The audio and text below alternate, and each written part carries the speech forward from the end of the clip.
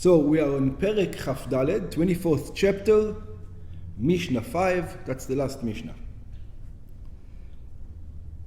Mafirim nedarim b'Shabbat. One is allowed to take away a vow on Shabbat, lehafer. What does that mean? Ha'av mafer et nidrei bito.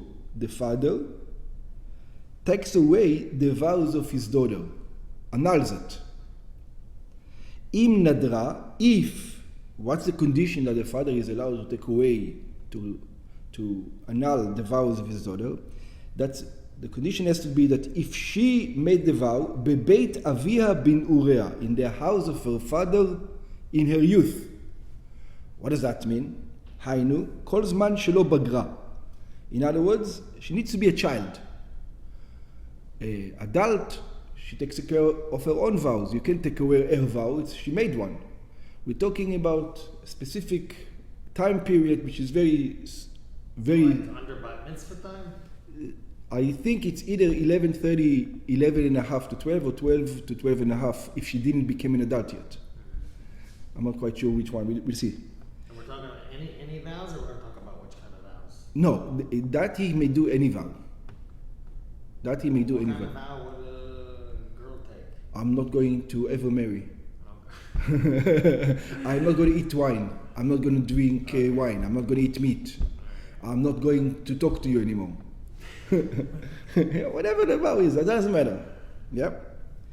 Hainu, kol zman shelo bagra. This is as long as she's not an adult. If she's an adult, it's her own, she can take her own vows. Velo nis'a. And she's not married. If she's not married, we're going to see, if she is married, the husband has a say in some of the vows. Not all of the vows, but some of the vows. Velo nis'a leish. And she didn't get married to a man. Beram. Here comes the problem. What is that to do with Shabbat? Right? It has nothing to do with Shabbat. You can take the vow. What's the problem? You can do vows on Shabbat just like any other day? I think so. The problem is annulling the vow. Yeah? You're taking it away. Yeah? Beram eino yachol lehafer ela biyom sham'o bilvad. It says that the only opportunity that he has to take it away, to annul it, is at the day that you heard it. In other words, he says, why are you annulling things on Shabbat? Wait for the next day. He says he can't wait for the next day, because you wait for the next, if he sees her do something, and he doesn't do anything about it, it means he acknowledges it and he agrees with it. So if it happens on Shabbat, and he doesn't do anything about it, he waits for the next day to annul it, it's going to be a problem. Mm-hmm. So it says, we give him permission to annul it on Shabbat. כמו שנאמר, like it says, ואם הניע אביה אותה, it says, and if her father stopped her, ביום שומעו, in the day that he heard it, כל נדריה ועשריה אשר אסרה נפשה, all the vows or the prohibitions that she prohibited on herself, לא יקום, is not going to get established. כן, the same manner, יכול הבעל להפר את נדרי אשתו בדברים שיש בהם עינוי נפש. So the husband can also have a say in the vows of his wife, not in anything, in things that she's afflicting her soul. Because she says, I'm not going to eat, for example. He says, what's your problem? She's not going to eat. He says, yeah, she's not going to eat, she's not going to do housework. She's not going to do the things that she's supposed to do. Yeah? So things that has to do with afflicting yourself, he has a say in it. או בדברים שבינו לבינה. Or between things that is between her and between him. He says, I'm not going to put makeup on. Yeah, things like this. I'm not going to get dressed nicely again. Yeah, whatever it is. ואף הוא אינו מפר לה ביום שמו בלבד. And also over here we have the same problem. The husband can only do it at the day that he heard about it. He's not allowed to do it later. I mean, if he does it later, it means that he agreed with it. כמו שנאמר, like it says, ואם הפר יפר אותה אישה ביום שמו, if the husband is going to annul them in the day of his hearing, כל מוצא שפתיה לנדריה, everything she took out from her lips to her vows, לאסור נפשה לא יקום, to prohibit on herself, will not get established. כל נדר וכל שבועת אסתר לענות נפש, every vow, every oath that she took to afflict her soul, Isha yakimenu v'isha yafirenu. The husband has the right to establish it or to annul it. Mikan ba mishnatenu lamed. From here, the Mishnah comes to teach you, שהואיל והפרת הנדרים על ידי האב או הבעל אינה אלא ביום שמו, since when you hear it, you only have that day to annul it, לפיכך הם מפירים אפילו בשבת. Therefore, we do not tell them, wait for the next day, it's not necessary, but they are allowed to annul vows also on Shabbat. You can't play games, like if she says, okay, I'm not going to do this, say fine. No, even. Then the next day, well, you know, maybe we should talk about this. Too late. Right. Yeah, too late. Okay. ונשאלים לדברים, they also can be asked to things שהן לצורך השבת, that they are for the necessity of Shabbat. Let's see what it means. We're not talking about a woman anymore. We're talking about anybody now. For example, me or you or anybody, any man. מי שנדר נדר, somebody who made a vow, ואחר כך הוא מתחרט עליו. And then I say, oh, what did I do? I don't want this vow. Yeah, that was a stupid vow. יכול הוא להישאל מחכם על נדרו. For example, let's take an example. Somebody got drunk on whiskey. He was about to throw up and everything. He says, I'm never going to touch whiskey again. I'm making a vow. Right? Mm-hmm. So all of a sudden he knows there's a wedding the next day for his son. He says, I didn't mean it. I said it, yeah, but I really, if I knew that my son is getting married, I would never have made such a vow. But he already made a vow. So what does he do? On Shabbos he can annul it. What? On Shabbos he can annul it, no? The problem is, on Shabbos you wouldn't be able to annul it. Wait for Sunday. Why are you annulling things on Shabbos? Shabbos is a holy day. It's not a day for annulment. That's the problem over here. Right? So the example I gave, he's getting married, is not a good example. But I give you another example. He made that he's not going to drink any alcohol. Yeah, and now comes Shabbos, and he wants to make Kiddush. And he says, what a stupid thing, I didn't think about it. I want to make Kiddush. So that's a necessity for Shabbat. Okay, that's the idea. So even if it's after a day? If it's after a year. Okay. Yeah. He made the vow 2 years ago, and then he said, you know, I'm breaking every Shabbat. I'm making Kiddush on bread instead of making Kiddush on wine. What a stupid thing to do. So from the beginning of this Mishnah, if you catch it the same day, it's okay. Now we're talking about after a day, but it's something for Shabbat. That's right. יכול הוא להישאל מחכם על נדרו. He is allowed to ask from a sage on his vow. One sage has the power to take away vow, but he needs to be a sage. He needs to be somebody great. Or you can use a base din, regular rabbis, 3 regular rabbis. כלומר, שמבקש מן החכם מטרה לנדר. He asks from the sage annulment of vows. החכם חוקר את מסיבות הנדר. The sage is going to ask the details of why he took the vow, ושואל אותו שאלות שונות. He's going to ask him many questions. שעל ידם הוא מביא די בירור. Through this question he comes up to the conclusion כי הנדר היה בטעות, that this vow was a mistaken vow. Because if he would have thought about all the details, he would have not make it. ואילו היה יודע שיהיה כך וכך, if he would have known that this is the situation, ולא היה נודר, he would have never made that vow. ועל יסוד הדברים הללו, and because of the basis of these things that he found out, מתיר לו החכם את הנדר. The sage annuls the vow. משנתנו בא ללמד, our Mishnah comes to teach, שאף בשבת נשלים מן החכם על נדרים שיתירם. That even on Shabbat, he may go ask for a sage to annul his vows. אם היתר הנדרים הללו הוא לצורך שבת. What's the case? That he needs these vows, it's preventing him from celebrating Shabbat the proper way. That's the only way. It's preventing him from celebrating Shabbat the proper way. כגון, for example, שנדר אדם שלא יאכל באותו שבת. A person made a vow he's not going to eat on Shabbat. He made the vow on a Monday. Yeah, and then Shabbos comes and says, what did I do? Or he made a vow to fast every day, for example, for the next week. So this one he needs the sage? Either a sage or the Beit Din. Or a Beit Din, yeah. We're not doing vows, but there is I think it's either a sage or a Beit Din. בגמרא אמרו, in the Gemara they said, שאפילו היה לו פנאי להישאל על נדרו זה קודם שבת. It says, even if he had the opportunity to take away the vow before Shabbat, מכל מקום נשאל עליו בשבת. Nevertheless, he's allowed to ask on Shabbat itself. Usually when you have an opportunity to do it before Shabbat, we don't let you do it on Shabbat. But the idea over here is he didn't think about it before Shabbat. Shabbat came out, so we let him do it. הואיל והוא לצורך Shabbat, since this is for the necessity of Shabbat.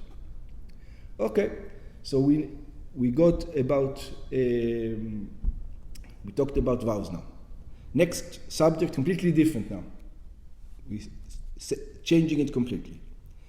פוקקין את המאור. Did you have the last sentence of this?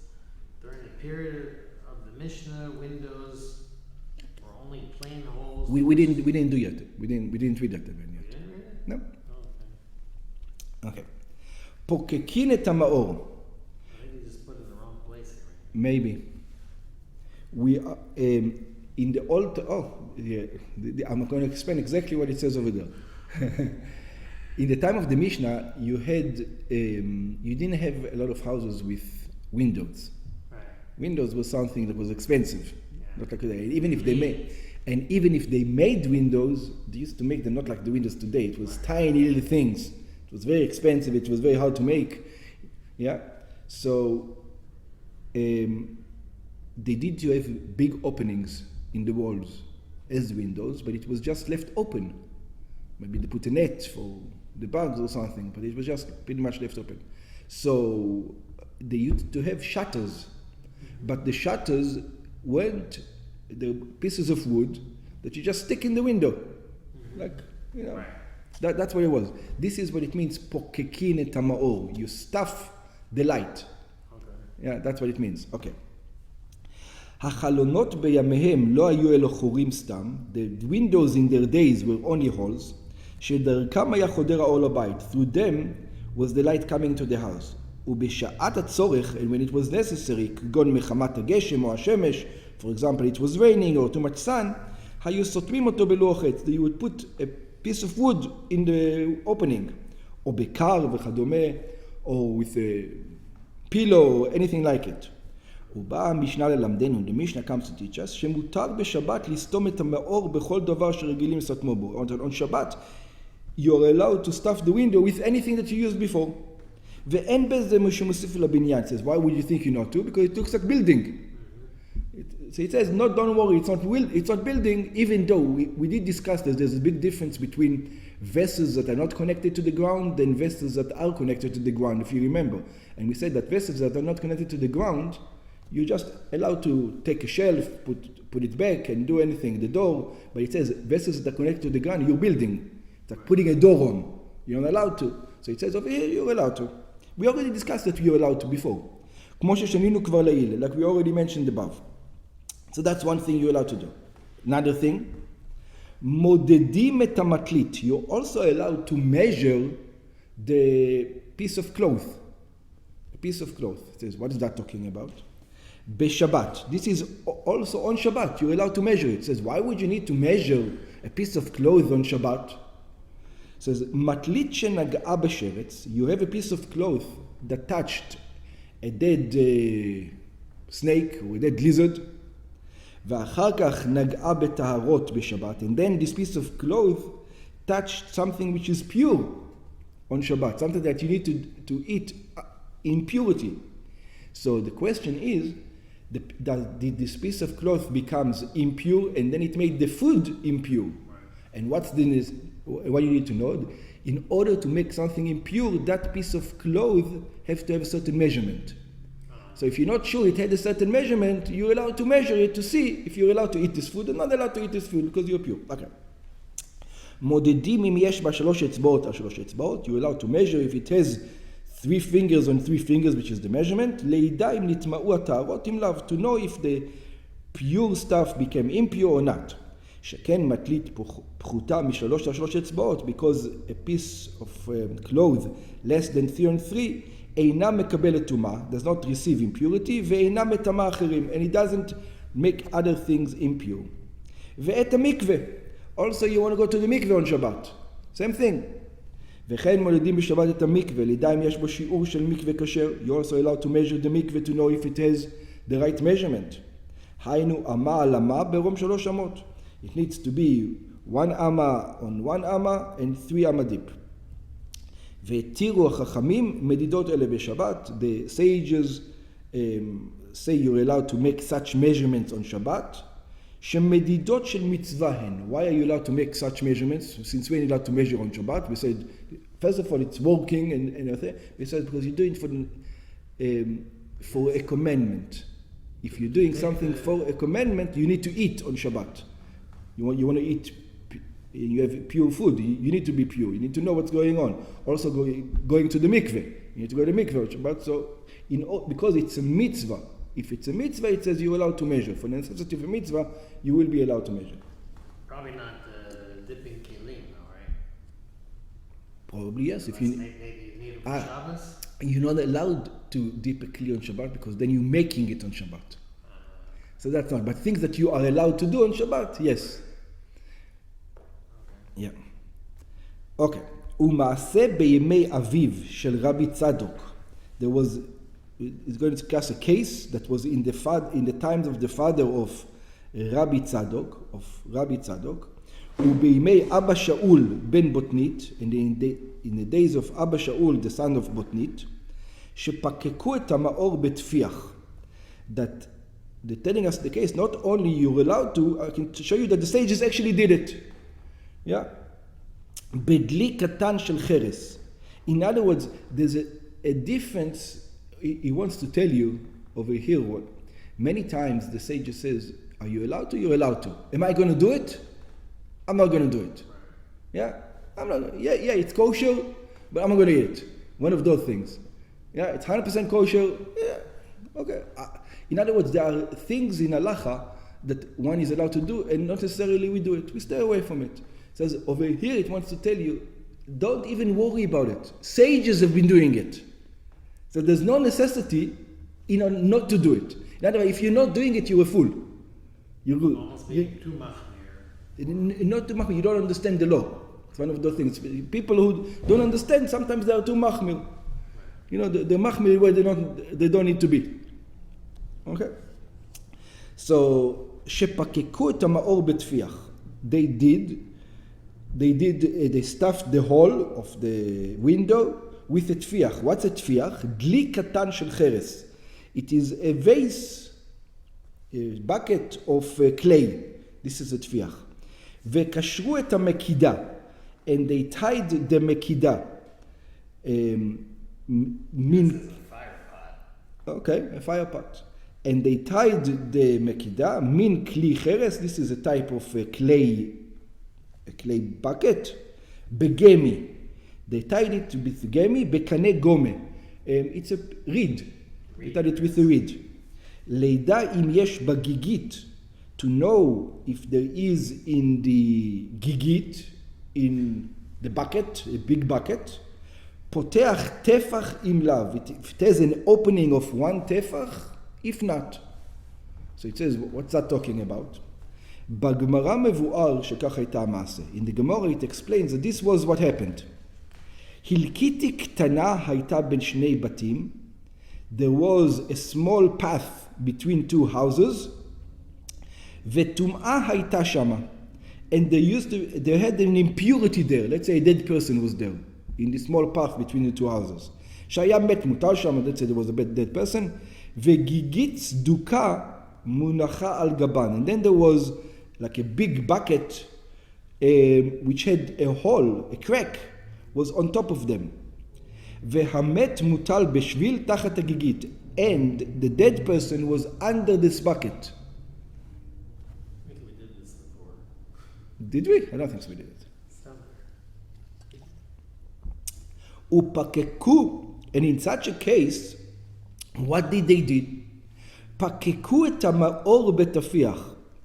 Now it says, that's the strange part. What do they care about the light now? But they stuffed the window with they put something in the window. They stuffed the window. So what is stuffing the window?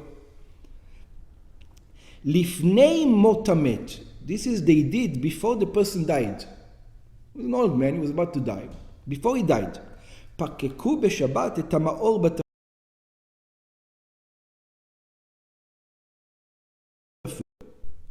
In with the stuffing, shema en besedek hagigit tefach al tefach.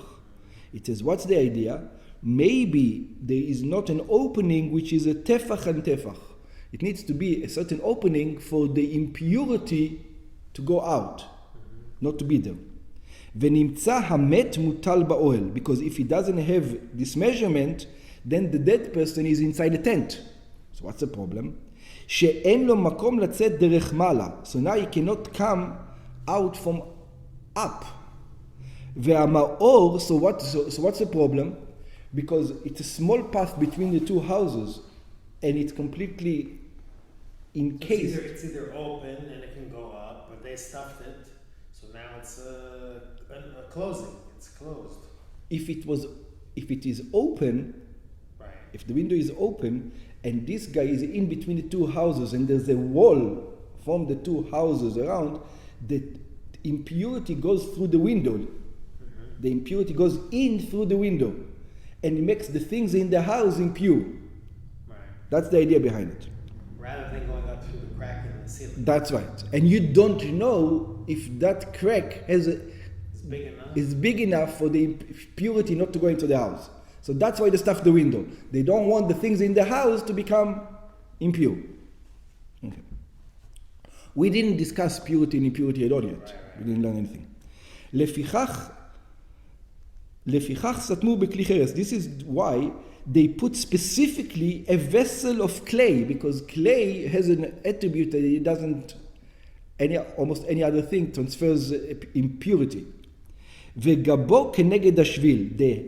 The back of the clay is against this path. שהואיל וכלי חרס אינו מטמא בגבו, since a vessel of clay does not become impure from his outside, הרי הוא חוצץ. Then it makes it like a boundary for the impurity to go in. Not to go in, thank you.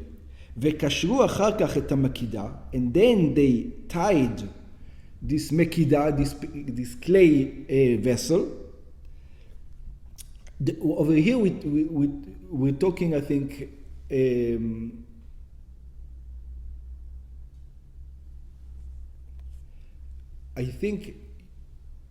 there's a vessel that has the measurement of tefach and tefach, and I think they're trying to see if that vessel can fit into that hole, to see if it's, so they tied it up with a piece of wood. I think that's what it's talking about. But let's see. שיש בטפח על טפח, they tied the מקידה, the piece of vessel that has one טפח on another, בגמי, with a reed. And again, this is something שהוא ראוי למאכל בהמה ומותר לטלטלו. This is befitting for an animal to eat, and therefore it's allowed to be moved. כלומר, שקשרו את המקידה בראש הקנה עד שהגיע לסדק הגיגית. They tied this clay instrument, this clay pot, in the head of the reed until it gets to the crack in the big pot that's on top of the dead guy. לידע אם יש שם בגיגית, בסדק הגיגית פותח טפח, to know if there's the right measurement of one טפח on טפח. כלומר, פתיחה של טפח תבלח כמידת המקידה. You want to measure, you know this mekida is one tefach on one tefach, you want to see if it goes through the hole to then know if the impurity goes up or it doesn't go up. So you're basically, you put the pot there, you don't know what size it is or what size the crack is, but this thing that you have, the fire pot, you know what size it is. So you don't really have to go measure, you're using this thing to measure. That's right. That's a measure, that's a ruler. Yeah. Pretty much you're using it as a ruler. Right. Yeah. Because you know the measurement of it. Which you wouldn't be able to do normally. Right, on other things, on Shabbos, No, you're not allowed to measure it on Shabbos. But even if you have a thing that's, is a foot long, you can't use that. No, but over here, since it's for a mitzvah, Right. you need to know, can I be in the house? Right. Can I eat things in the house? Right. Or I can't eat in the house. Since it's for a mitzvah, they let you do it.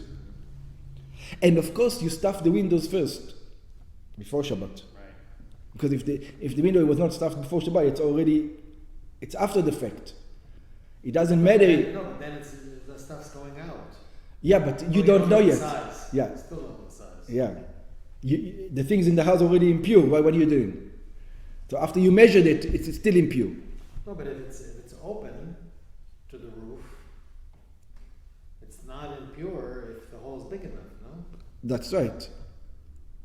So you want to know if I can do things in the house or not. Okay.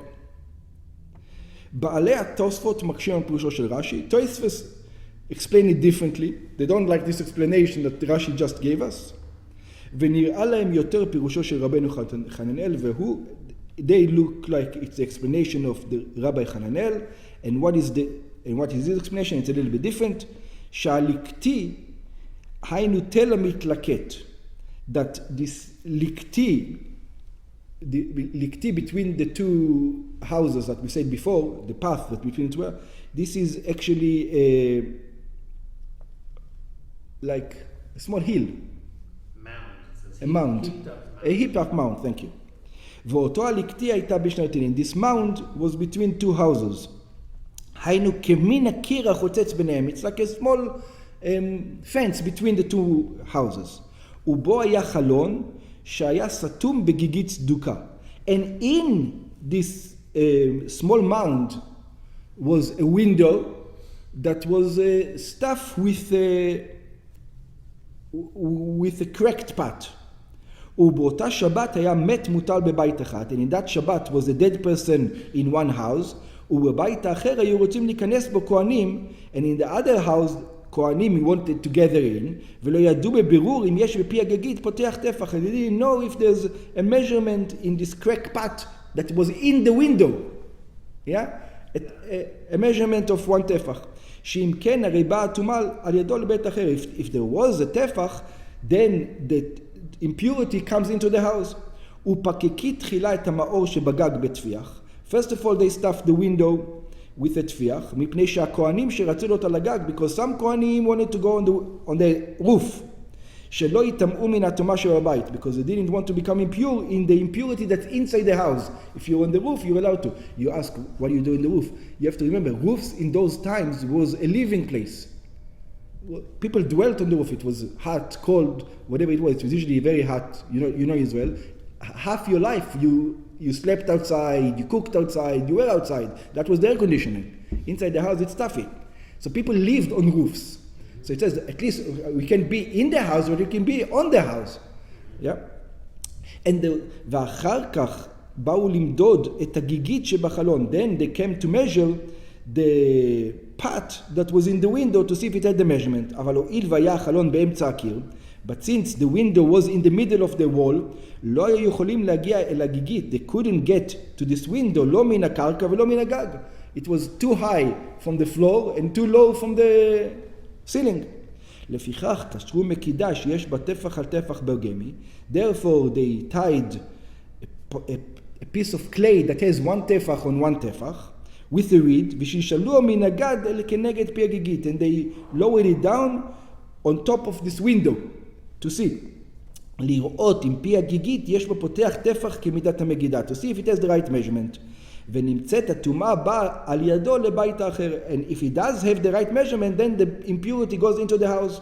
או שאין בה פותח טפח ואין הטומאה בית לבית אחר. And if it doesn't have the right measurement, then it stays locked inside and it didn't go into the house.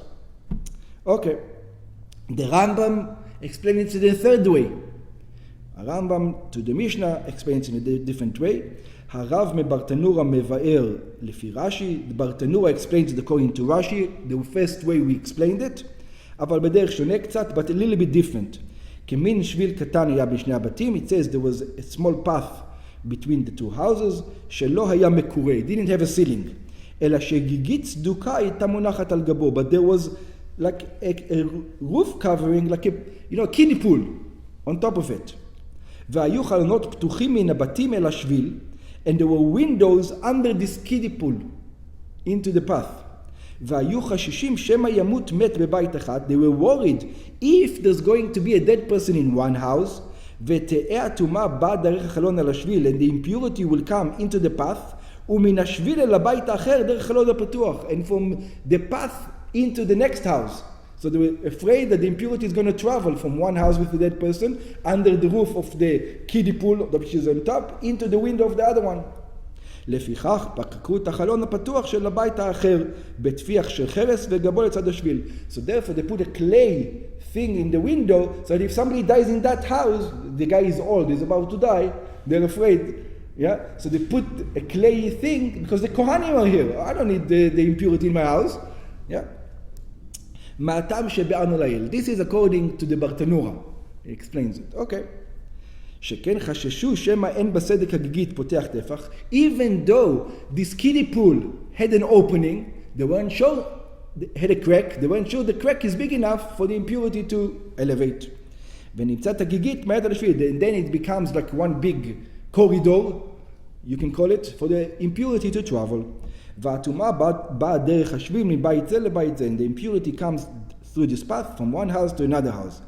אחר כך הוצרכו לפתוח את החלון ולפתוח אותו וליטול אותו תפיח הפוקקו. Then they needed to open the window and to take that clay, that stuffing of the window. ובאו למדוד בשבת, and then they measured on Shabbat, אם יש בסדק הגיגית פותח טפח. If there's in the kiddie pool that was cracked above the dead, not above the dead person, between the two houses, if there's the right measurement.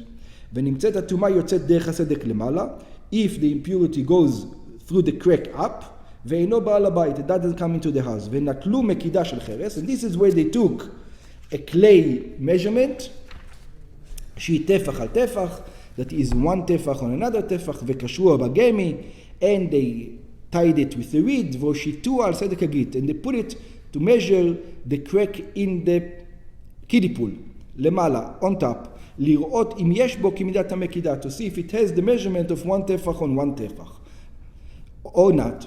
ומדבריהם למדנו, from their words we learned, ממה שהתירו חכמים אלו, from the fact that the sages allowed לפקוק את המאור, to stuff the window, ולקשור את המקיתה בגמי, and to tie the reed, the pot with the reed, כדי למדוד את הגיגית למדנו, in order to measure the kiddie pool, let's say, שפוקקים ומודדים וקושרים בשבת, that you're allowed to stuff windows, and measure, and tie on Shabbat. All the things that we say you're not allowed to. You're allowed to do these things. פוקקים את החלון, you're allowed to stuff the window, ומודדים מדידה של מצווה, you're allowed to measure a measurement of a mitzvah, not every measurement, a measurement of a mitzvah, וקושרים קשירה של מצווה, and you're also allowed to tie. Things we say, as long as it's a mitzvah tying, והרב מברטנורה כותב, the Bartenura writes, רק בעניין המדידה שתהיה של מצווה, only when it comes that the measurement will be of a mitzvah. ואילו בקשירה הוא כותב, when it comes to tying, he writes, ובלבד שלא יהיה קשר של קיימה. As long as he doesn't tie a good knot. He has to tie like a granny knot. I think. Not a granny knot. A granny knot is too much. Like a bow. Yeah, yes. And Selik Masechet Shabbat. We finished Masechet Shabbat.